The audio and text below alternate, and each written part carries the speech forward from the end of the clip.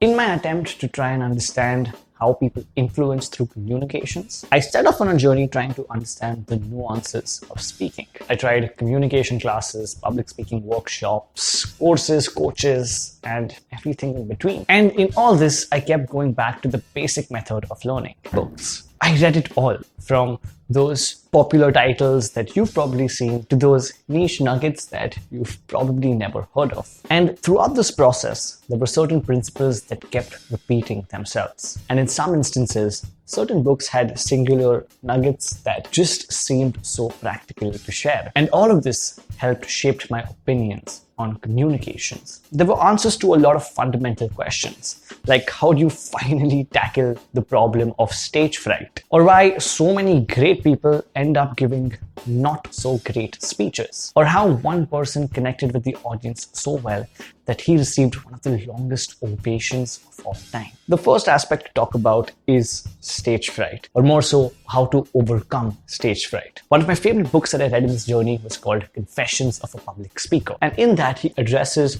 how we react when we are supposed to give a speech on stage. If we feel nervous, we try to lie to ourselves that we're not really nervous, we try to hide it, or we may try out tactics to try and overcome that nervousness. Overcoming nervousness, especially in that instance, is almost impossible, but we can change our mindset from overcoming stage fright to managing it. The author talks about the fact that you cannot not get nervous, and the best thing to do instead of trying to hide it is to simply acknowledge it. And that's when we can actually move towards managing this fear and trying to convert it into excitement. One of the best mentalities to manage this particular fear came from Brian Tracy's book, Speak to Win, where he goes on to say that the main fear that we have is of judgment. We fear that if we go on stage and we mess up, people will make fun of us and they are here to judge us and to scrutinize us. But in reality, if we really think about it, the audience is rooting for us. And this made so much logical sense after reading it. If we are in the audience and we are watching a speaker, we would also like it if the speech is entertaining or educational, whatever the objective of the speech might be. We don't want the speaker to fail. We want them to succeed because that's in the best interest of all of us. And that becomes a very powerful mentality to use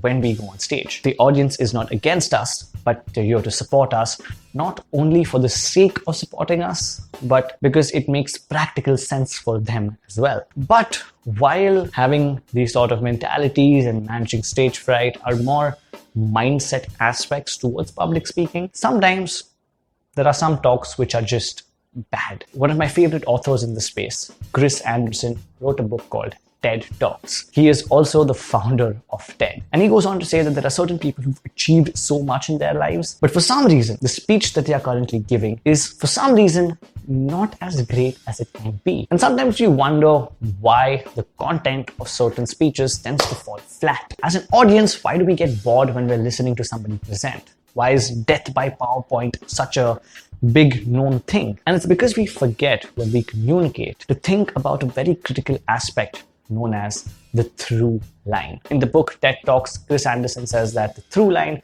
basically means that one singular idea that goes through the entire speech. Even in the book Storyteller's Secrets, the author talks about how in the early days of Google, the founders stood out because they could simplify an entire complicated product into a simple message or a simple idea. When asked to describe what they will do, the founders simply said, "We organize the world's information and make it accessible." That's one idea in one line, and it's simple to understand. That's why they stood out from so many of the competitors back then and could explain a complicated product at that time quite easily. And it's the same approach that we need to apply to speeches, presentations, and even important conversations. What is the one idea and the one takeaway that we want the audience to have after the speech is done? When we have that, there's a much higher chance that the remainder of the speech will fall in place. Speaking of TED and storytelling, one of the most critical aspects that kept repeating itself in a lot of these books,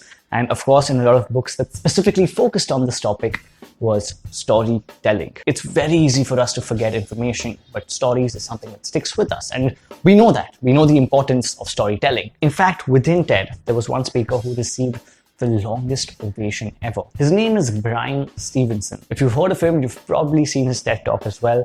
It's known to be one of the most connecting TED Talks, and it's because 65% of his speech is a story. If we are trying to communicate a lot of complicated information, it's best to convert it into a narrative. A very simple framework to write a story is to start off with a desire. What do we want to achieve? Add in some conflict or tension as to what's stopping us to achieving this desire. Add the solution for that particular challenge, and finally reveal the climax. We've made a bunch of videos on this topic of storytelling, linking them all down below in case you want to go deeper into the subject. But along with storytelling, we also want to be able to entertain an audience. Humor was something that a lot of these books spoke about, and we sometimes might be intimidated with the idea of being funny on stage. But the author of the book, Do You Talk Funny, goes on to say that we don't have to be comedians to make people laugh on stage. In fact, we don't even have to speak at all. When Seth Godin gave one of his talks, he had so many laughs. But 58% of those laughs came from images which were already proven jokes. So if we are afraid of not being able to land the correct punchline, we can simply add some GIFs or GIFs, however you prefer to pronounce it, within our slides, add some memes back there, and all these things can help make our presentation a little more playful and helps to put a smile on the audience's face. And all of these aspects, humor, storytelling, the through line, are basically there to form a deeper connection with our audience. And forming deep connections goes beyond the aspect of public speaking or being on stage. It goes down to the grassroots of conversations. In her book, We Need to Talk, the author goes on to say that we don't need to do all the things that we heard about when it comes to forming a connection with someone. If you're having a conversation, we're often told that we should nod along to what they're saying, not break eye contact with them, repeat their last few words to make it seem like we're listening. But we don't have to pretend to listen or to connect if we're actually wanting to listen or connect, if that makes sense. She simply says that we can leave out all of this pretense and simply start viewing everybody as an expert. And when we do that, we genuinely want to learn from them, and hence we tend to form better connections with them. And that translates to a very important lesson in public speaking as well, that when we go on stage, we're not there to impress, we're there to express and connect. And while all these things are great, there was one very fundamental aspect that I need to say over here, is that we can read hundreds of books on this topic, we can take all the classes that we need to take, but at the end of it, public speaking is almost like swimming. We need to actually do it to see some improvements. And the biggest takeaway that I got from all of this, whether it's to become a better presenter, storyteller, or conversationalist, is to simply grab as many opportunities as we can to do those specific things. Whether it's hosting some event, giving a wedding toast, or presenting in your company a little more often, as much stage time as we can grab, we'll be able to practice and improve upon our communication skills. I wish I could cover something from all those books, but unfortunately that video would be too long. If you are planning to grab more stage time and giving more speeches and are still feeling very nervous about it, we've created an entire video that will help you manage your stage fright so that you can finally go up there and deliver your first speech. Check out that video right here.